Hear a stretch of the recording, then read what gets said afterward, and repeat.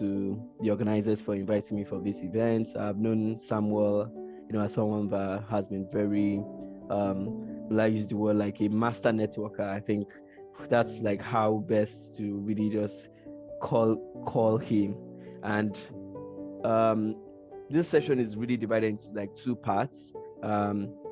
First is like applying for grants, and then second is in terms of like networking yourself, into like how to really build, your social networks and to really work with other people. So first, in terms of like when it comes to applications for grants, I think one thing that is clear and one thing that is very important is you have to really conduct what I call more like a self/organization self-assessment. So that's like the first point for today. Now, almost everything I'm going to be saying will build on this point, because when it comes to opportunities, they say that opportunities are for those that are prepared. So in terms of this, we look at, you have to really sit down and really just consider yourself and look at the organization. Like, what are your areas of strength? What are your areas of what are the areas where you are really like the best in what you do? And I would really be starting off with also encouraging us and sharing like some some little stories in terms of like some opportunities which I have applied for in the past. And sometimes they would say, oh, we don't think Dr. Isaac's area is in that field of interest, and then there are some opportunities that really got to apply for, and they said, wow, I mean, this guy, Dr. Isaac is really the best in this field. Because before someone would really invest in your organization or yourself, they would really want to hear, look at what they call the leadership potential of your organization. So you should actually really come and sit down with yourself and say, okay, what area am I, in quotes, the best in? Now, I'm not saying that you might not really build a track record in another area or in another field, but the major key thing I'm trying to communicate to everyone is that you have to really look at your organization. What are the key strengths? What are the key potential? For instance, in my organization, Slum and Rural Health Initiative, the major thing we work with is health equity. Now, when it comes to we work on health equity. Almost every organization that has an NGO also works on health equity. So what's our core strength? That's what we had to come and sit down with ourselves and say, what's our core strength?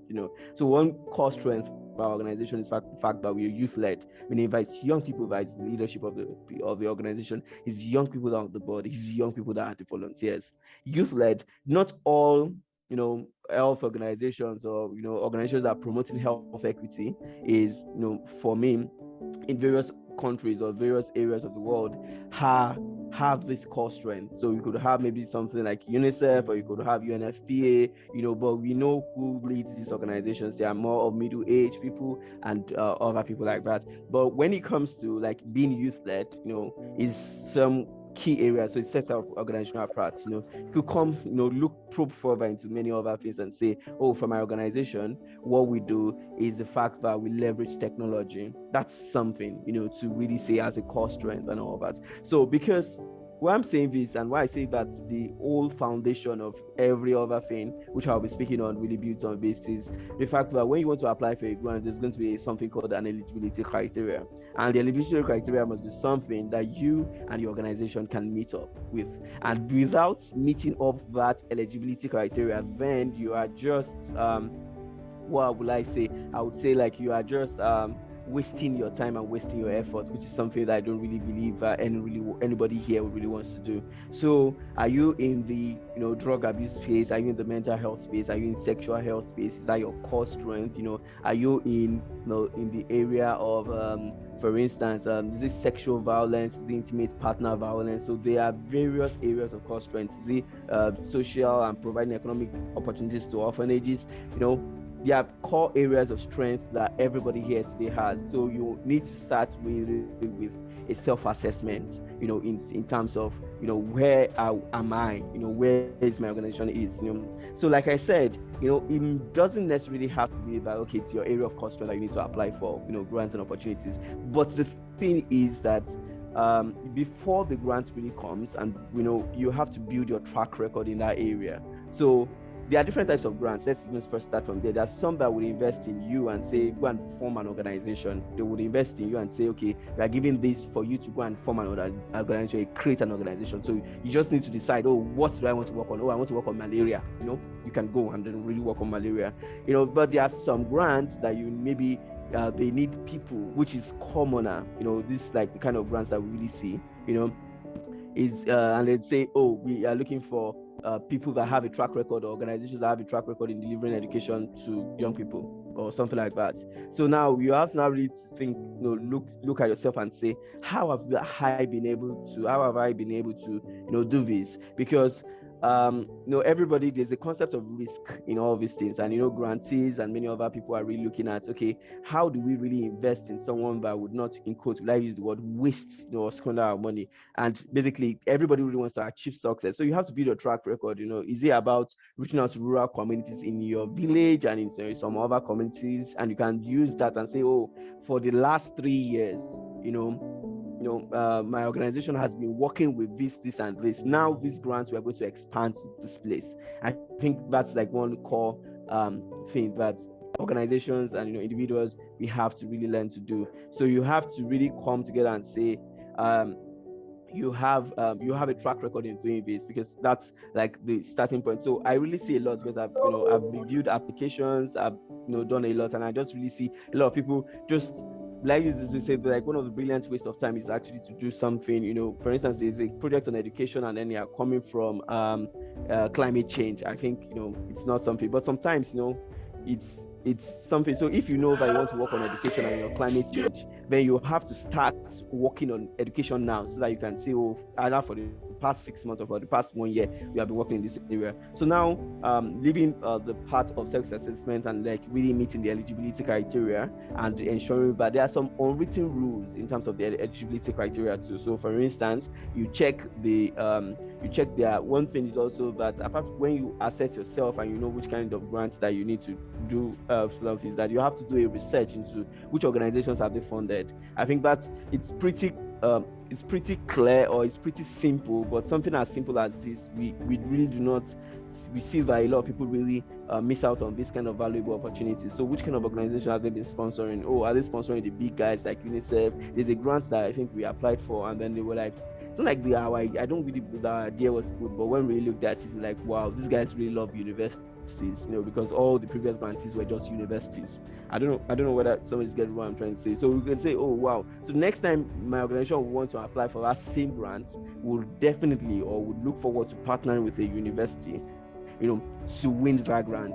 This time around, we are working from a position of strength, because you have really seen that even though they will not say that they are going to give it to majorly or mostly universities, we have seen from the past record, those are what I call the unwritten rules in the grants assessing these opportunities. So so after the self-assessment, you what I call the grantee assessment. So you do the grantee assessment. Which kind of organizations have they sponsored before? Which kind of organizations or individuals have won these grants before? Let me see the track record in terms of like the people that they are funding, and in people that they are really providing this funding for. So the grantee assessments will really help you. We will with the unwritten rules on the eligibility. So sometimes they don't want to really discriminate, like they wouldn't want to say maybe like organizations that have less than maybe 5 years or have less than 20 years should not apply. But when you see, and then you see that, wow, it's organizations that have like 30 years plus and over, you can really say that, okay, yeah, well, I can give it a shot. But I think from the pattern of the people that they have selected so far, this is what I'm noticing. So that's like in terms of like the grantee assessment. So for instance, I started with self-assessment / organizational assessment. Then you do the grantee assessment. Then I think the third thing is going to be the grant assessment. Now, as interesting as this is, you would discover that if we really read through the proposals very well, you really also understand more about what the kind of love for you to do. For instance, there was a project that we were applying for, and then we noticed that they wanted something not just on a research, but they also wanted like a business model or an entrepreneurship path angle to do this.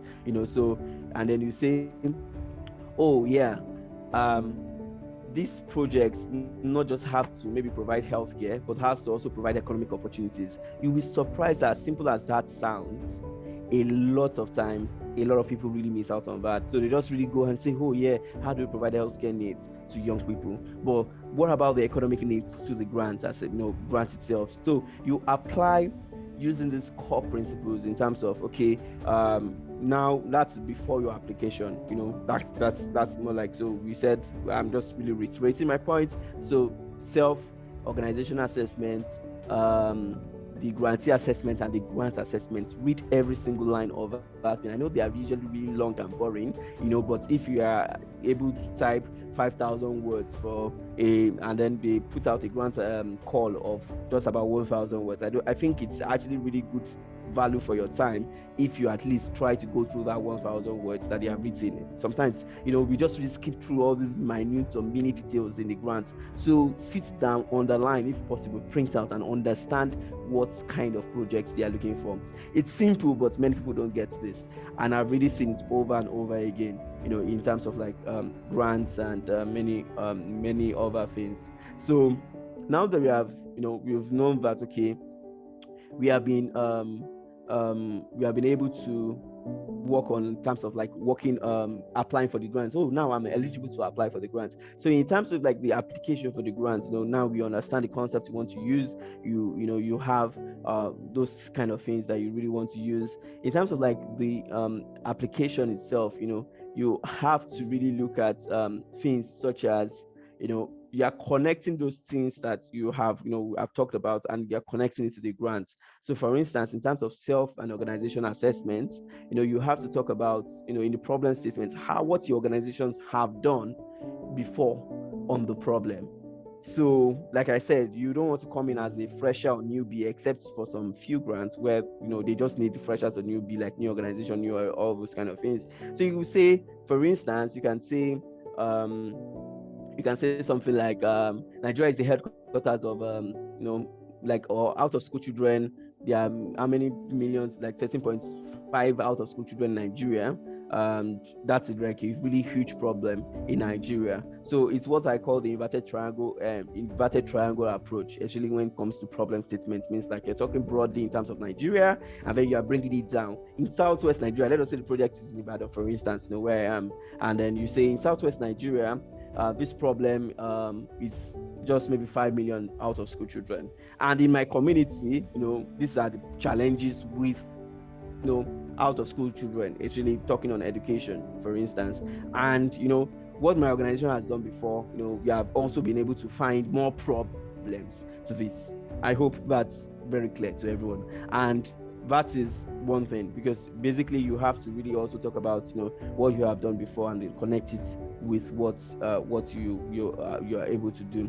Now, in terms of like the core innovation, or will I say the core thing that you want to do for your project, one thing is also very clear, is that you have to really look at it and be clear in terms of your timeline. So applying for a grant really comes with a lot of clarity. Like, if you are not clear, if you give your script to another person to read and the person does not really get something out of it, then you are not really clear enough. So you have to like approach it with clarity, in such a way that, okay, this is what we want to do. We want to build 2 blocks of classroom in this community, and by building 2 blocks of classroom, each classroom can be able to take 50 students. So at the end of the grant, we'll be able to provide educational support for 100 children in that community. And when, like I said, when you are clear, so we have to look at, okay, now you have to look at, apart from clarity, like I talked about problem statement using the inverted model. In terms of the body of your grants and what you want to write, you need a lot of clarity, and then you need to really talk in terms of how you want to deliver your innovation. Is it by building blocks of classroom? Is it by paying for teachers to actually really go to that school to teach?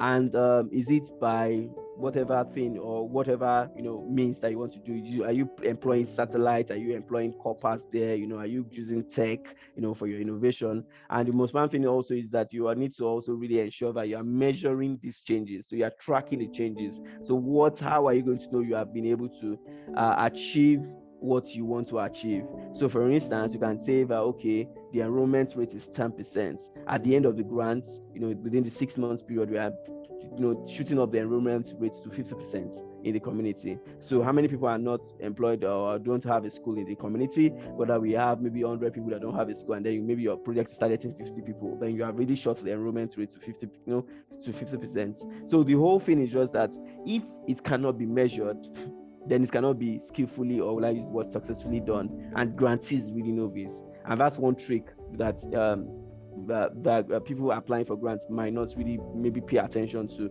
So at every stage of our intervention, or for the intervention, you have to really ensure that you are measuring progress, and you show that you are measuring progress in your application. So that's like one very key major thing for the core element of the innovation. Like I said, clarity is very important. It has to be compelling. Those are like the major C's in terms of like grant writing. Clarity is very important. Compelling means that you have to be able to show, through the problem statement, that this project really needs to be done, and it's like, this is the time to do this, and there's no better time to do it than now.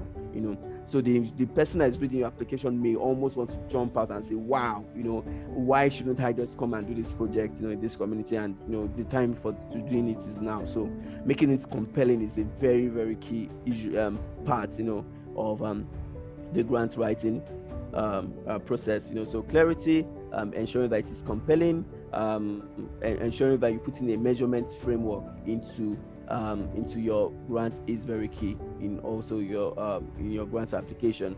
And then the next part of grant writing is, which might sometimes be overlooked, is the leadership, which I've already talked about in terms of like assessing yourself. So sometimes they say that people don't really invest in ideas, but the people invest in people. And as simple as that is very profound, meaning that let us say, for instance, people on this call, I have Ola, Esther, Feromi, Emmanuel, Grace, Oluwakemi, and then all of them come and say, oh, they are working on let us say climate change and all that, and every other thing. So let us and one of them is a carpenter. The second person is a banker. The third person third person is probably a medical doctor, and then the fourth person is an environmental specialist, has a master's degree in environmental safety and all those kind of things, and has that. So who do you think would give this give the project? And basically, maybe the person that is even from like the environmental got like 6/10. The medical doctor, because he can really cram a lot and do a lot, he got like 6.5. Other people got like 6.5, 7 and all that, and maybe one of them got like 5 or 4. Who do we think they will give the project to? Anybody on this call that is following? Who do you think will give the grants to, or give the projects to? So, but basically, you'll be surprised that they will give it actually to that environmental specialist. They'll say, oh, maybe he's actually really busy writing papers, So, and because they really believe in his leadership, because he has really a lot of background in environmental sciences, in environmental health. He has done a lot of projects before in environmental and all that. Thank you very much for Chijioke and for your responses. It's really very interesting how leadership potential really matters a lot in terms of like grants. So sometimes that takes me to the second part of the session, which we have really talked about, is the part of like aligning yourself with the network that can really also ensure. Sometimes let us say you're really passionate about maybe the environment, or or you are passionate about the environment, and let us use the word maybe food waste or something like that. Maybe your own is just food, and then there's an environmental factor too. attached to it. So you have to join forces with another person to be able to really just move your project forward. So sometimes, maybe I want to do a project with people who are single mothers, and then it's Dr. Isaac that is leading it. It doesn't really carry weight like a Dr. Sarah Mbappe, or a Dr. Veronica Stevens or something like that. Because even from the name, you know that, probably Dr. Veronica Stevens has a lot of experiences. Some of our friends, have been single mothers before, and then your project is working with them. Or I don't know whether we get to my point. So the profile and then the strategy. So you, like someone like me now, have to align myself with that set of person that have that skill, and will be able to successfully cause like the grantees, like the funders, to believe in that innovation, or you believe in that project. And that's one key area of our social impact work, meaning that you need people that would also you can collaborate with. Sometimes it's an organization, so you really look at it and say, yes, I mean, let me really connect to the organization. I want to do women empowerment, and it's a women empowerment initiative of grassroots college or something like that, in the grassroots in Lagos, and you want to do the project in Lagos, and then you are really partnering them, and I think it's very interesting that we can, you can do almost anything with the power of partnership. There was a time that we wanted to do a project with my organization wanted to do a project, and then we had to partner with London School of Tropical Medicine and Hygiene. Just how do strategic partnership really form? So you can actually go online, get their emails, tell them, okay, we want to apply with you. That's how sometimes you really get partnerships. Enter some social networks in terms of like applications for some for some funding and so something. Sometimes it's actually referrals. Somebody will refer you to somebody, and then you take it off from there. You have meetings, and then you deliberate on these things, and then you have a project. That's how partnership really develop. So sometimes it's also really about looking at who will care about something like this. Maybe it's a project on breast cancer. You can look for pharmaceutical companies that are interested, or that have drugs, or that have maybe initiatives on breast cancer, and then you really reach out to them. So like forming strategic partnership, like I said, it will have been individual outreach, but I'm going from the different levels. Now, apart from individual outreach, you can actually really meet the people in seminars, in conferences, like this kind of meetings, and you really recognize other people. There's something that a lot of people really miss out in things like this.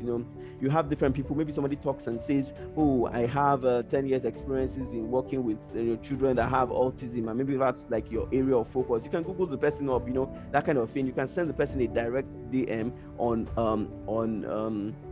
Zoom, and then you take the partnership up. I've met a lot of people like that, through things like this, and we say, oh, send me your email, and from there, we get things like that. So conferences are very good ways to also meet people individually. Like I said, you can cold email people, but make sure that your idea at least is described succinctly. Nothing, there's a concept of, oh, people will steal my idea, people will do that one and all that. I always tell people that there's this thing, you don't necessarily need to say your idea in all details, but you can say, oh, I'm proposing a project on maybe this, for instance, maybe people living, sex workers and HIV/AIDS, for instance, and you don't really need to, and I think it's going to go this way, it's going to have this phase, and this phase. Now, the person you are emailing does not know what component of your research is, how you are going to do the research, which kind of methods you are going to use. Are you going to use snowballing approach? Are you going to use a cluster survey approach, or whatever methods or methodology that you want to really use? If you say you have a policy phase, the person does not really know. Do you want to put it in national policy agenda? Do you want to put it in state local policy agenda, or is it just the sex worker association policy agenda that you really want to do? But the whole truth is just that, like, you don't, even if 5 people write the same idea or write a project on, let us say, for instance, which project is really common on education, there's always going to be something different and something unique about the same project. If I say, oh, 5 people write about promoting projects to underserved communities, there's going to be something different about it, and that's the beauty of projects. That's a beautiful thing about things that we that's the beautiful thing about about working in the social impact space and working in that. So you have to really be able to build on a network, of people, like working together with people that their core strength is in different areas. And what did I do? Like I was saying, like when we had like this collaboration with London School of Tropical Medicine and Hygiene, we just really messaged the person, and somebody's like, oh yeah, I'm going to refer you to somebody. Yeah, the person we messaged did not even really take it up, and then referred us to somebody within the college. And then we took it up, and we are still friends today. And like, oh, Isaac, keep in touch. And that's the truth. The truth is that when you apply with an organization, especially a big organization or all that, you become friends for life. And today we are still friends. When I had my Lancet publication, we were like, wow, Isaac, keep in touch. Really lovely work and many other things. And that is the way networking really goes. That's the way opportunities really go. I attend conferences, like there are conferences like One Young World, which brought me and Samuel together, and we have various other conferences that are for young people, which young people can really connect, collaborate together, and then work together on. I know that. So there are several other ways to really connect. There are several other ways to really meet with people. So like physical engagement events are even much better than even virtual. Like I said, cold emailing, physical events, virtual events. Another thing is also like asking for referrals. Now, referral system is even a very good way, because if someone says, oh, this is Dr. Isaac, and connects with a colleague in wherever they are in the world, and then you say, oh yeah, because the person already knows Samuel, I can easily just take the person in. Just same way Samuel has connected with some of his friends. I'm like, oh yeah, come on, I know Samuel is a great guy, definitely I can really just connect with that person. So referrals are a very great and overlooked models that we do not really look at. So sometimes you don't know the peer person, or you don't know, but somebody can really refer you to somebody to really connect, and you can really just work with the person on. So referrals are really great models and all of that in terms of like working that. And most important is also to be active in whatever groups you are. Sometimes you're in a group, and then you being active, and many other people really just see you, and then they really get to engage with you. They get to know more about what you do, and that's like one critical way stuff. So you have to, it's an intentional thing. So you don't have to really look at it in such a way that this thing is just going to follow me. No, you have to be intentional about building your networks that that are around you. You have to be intentional with be able to getting this your network moving. So for instance, I always tell people that let your network work for you. So because your network is actually your net worth. Though that word can sound a little bit of like some like stringing words together, but actually there's a lot of truth in those words. So because some people just really have the network, but the network is really not working for them. So until you reach out and say, I think we should apply together on this proposal, or I think my organization and yours can really do something in this area. So if your network is not working for you, you really need to put it to work. So you need to really go back and ask yourself and really see and say, oh, how do we really just move around around these things and work around these areas. So those are like the major key areas in terms of like building strategic networks. You can build them intentionally, and you build them also by working with what I call 12 degrees of friends. So the people that are most likely going to change your lives might not really be your family members, what they call the third degree network, like somebody that knows somebody that knows you, but that you don't know. So for instance, so the third degree influence is one key thing, because their friends really do not know you, and that's like a very important thing. So for instance, a third degree network for me is like friends of someone that I do not know. So they are like a very major a key like kind of influence to build your network. And not just individual network, but we also have organization strategic network. Another thing that is also very important, that organizations can have is like having a network of organizations that are also surrounding them. So it's always good that you also have like a community, like a network of organizations that do something similar to you, and also joining other networks and communities where you can also be a part of, and where you can also share your story to the world and many other things. So those are like the key things in terms of like intentionally building strategic networks and building your social network. So it comes with a lot of intentionality, and it comes with a lot of passion, and it comes with a lot of ensuring that you push through and you you are really stubborn, in terms of like meeting people and working together with people. Even when you work together on projects that do not succeed, they become your networks for life. And I think that's very hugely important, because it's not just about winning on the short term, it's also about sustainability of your organization, of yourself, and also winning on the long term. So you have to just really get out there, present your abstract in international conferences. Like one of